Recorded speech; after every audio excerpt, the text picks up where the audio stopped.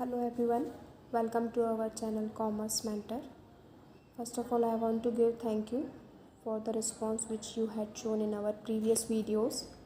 And in the same series, today we are going to start our chapter 2 of business studies, that is forms of business organization. जैसा कि हम पहले previous chapters में पढ़ चुके हैं कि what is the meaning of business, any activity which a human being is perform to earn the profit that comes in the category of business. ठीक है, लेकिन what is the meaning of business organization. तो organization means for doing a business activity individual has to set up some enterprise or the organization under which he can perform all the activities.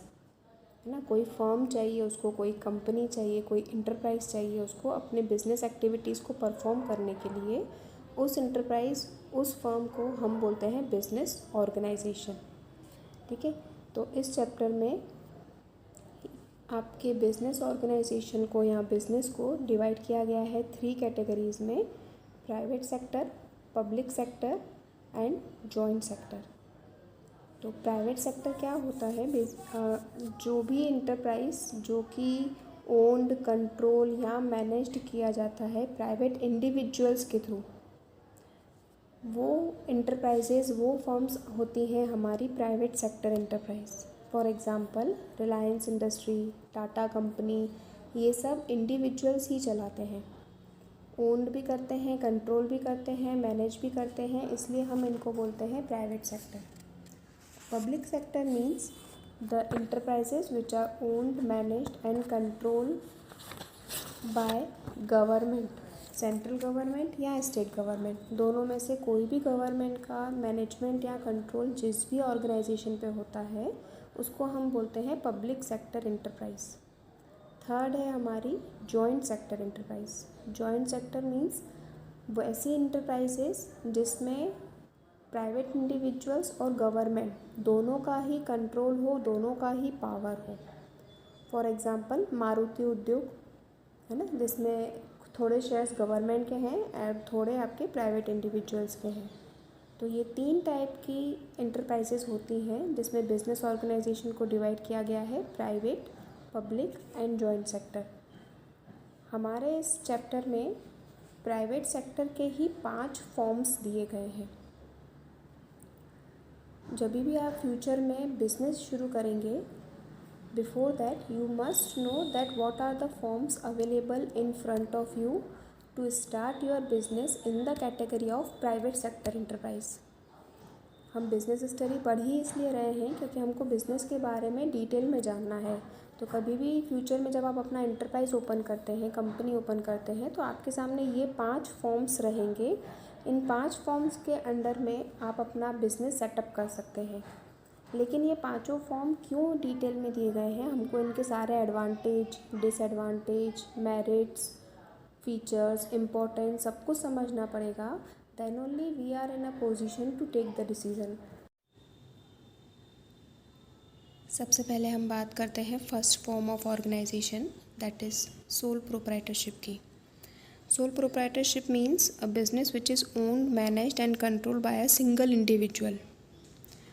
Means whole sole power is lies in the hands of one person only. ऐसे business को हम बोलते हैं sole proprietorship. नाम से भी आप इसका मीनिंग समझ सकते हैं. सोल मीन्स सिंगल और one and proprietor means owner. तो ऐसा बिज़नेस जो कि एक ही व्यक्ति चला रहा हो, एक ही इंडिविजुअल चला रहा हो, उसको हम बोलते हैं सोल प्रोप्राइटरशिप. इसके कैरेक्टरिस्टिक्स या फीचर्स की बात करते हैं. The first one is the business enterprise which is owned by single individual, that is both profit and risk belong to him. Single ownership features है इसका, जिसमें ये बात कही गई है कि that all the ownership, all the decision making power lies in the hands of one person only. Owner is the manager and owner is the worker also. मतलब वो सारे काम भी करेगा और वो सारे काम करवाएगा भी. And owner is the only source of capital. It means he is the only person who is responsible for arranging all the finance. No other person will be there who invests the money in his business. Next है आपका the proprietor and business enterprise are same in the eyes of law. ये feature represent करता है हमारा no separate legal entity का। No separate legal entity means ऐसी organisation जिसमें owner और बिजनेस दोनों ही सेम होते हैं। ओनर और बिजनेस की कोई अलग सेपरेट लीगल एंटिटी नहीं होती है, वो फीचर एप्लीकेबल होता है आपका सोल प्रोप्राइटर में। एडवांटेजेस ऑफ सोल प्रोप्राइटर में फर्स्ट एडवांटेज दिया गया है इजी फॉर्मेशन। सोल प्रोप्राइटरशिप में when ever you want you can open your business and when ever you want you can close your business also.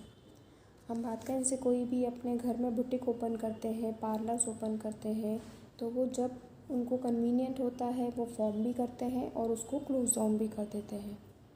Second है आपका better control means as we all know that all the decision lies in the hands of individual only. तो वो सारे decision उसके हाथ में रहेंगे तो ज़्यादा अच्छे से कंट्रोल भी हो पाएगा। क्यों? क्योंकि ऑपरेशंस में, एक्टिविटीज़ में फ्लेक्सिबिलिटी रहेगी।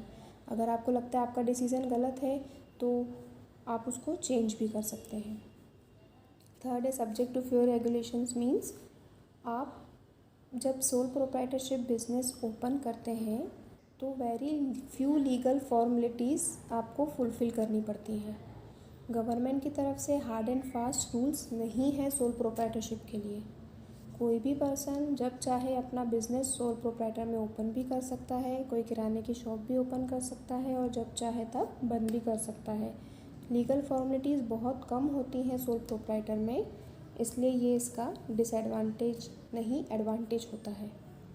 Not subject to corporate income tax means sole proprietorship की जो इनकम होती है वो भी इनकम टैक्स में पे करने का कंपल्शन नहीं है। क्यों? Ship of all the profit.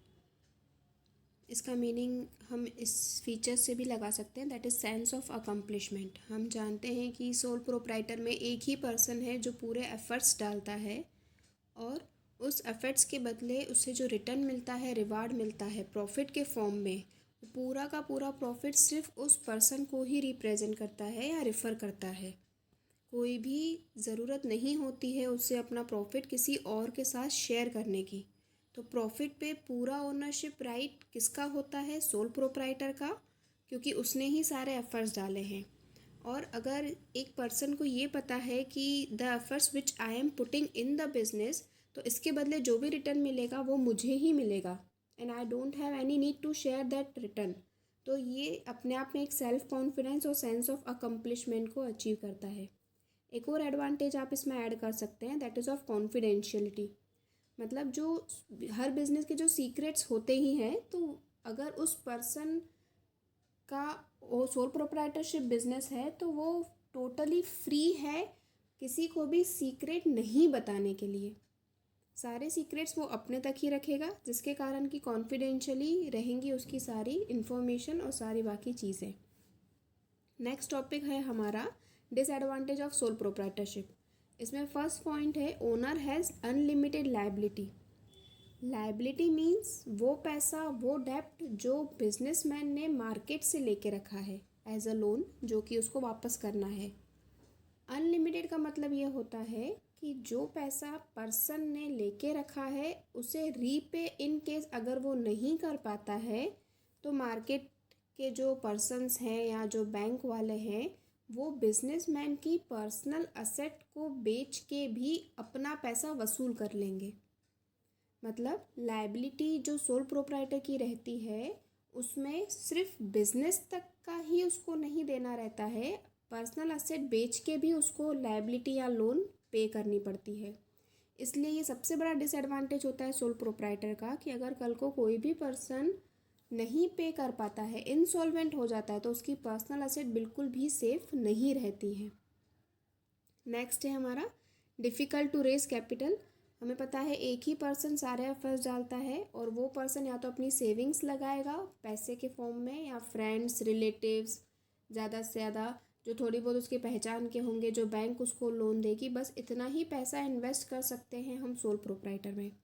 इसके अलावा एक्स्ट्रा मनी हमें अरेंज करने में सोल प्रोप्राइटर में दिक्कत जाती है, इसलिए ये इसका डिसएडवांटेज है कि कहीं से भी आपको पैसा ईजीली अरेंज नहीं होता है। थर्ड है business has a limited life. अब जो पर्सन है, जो सिंगल ओनर है, जो सारे कामकाज देख रहा है, इन केस अगर उसकी डेथ हो जाती है या वो इंसॉल्वेंट हो जाता है या इनकेपेबल हो जाता है बिज़नेस को चलाने के लिए, तो सोल प्रोप्राइटर में वो बिज़नेस को बंद ही करना पड़ता है मोस्टली, क्योंकि कोई भी नहीं है उसके बाद देखने के लिए। He is the only person to take all the decision. तो वो पर्सन ही जब तक रहेगा, जब तक उसकी लाइफ रहेगी, तब तक बिजनेस की भी लाइफ रहेगी। इसलिए लेक ऑफ कंटिन्यूटी डिसएडवांटेज है सोल प्रोप्राइटर का। नेक्स्ट है आपका difficult to do business beyond a certain size.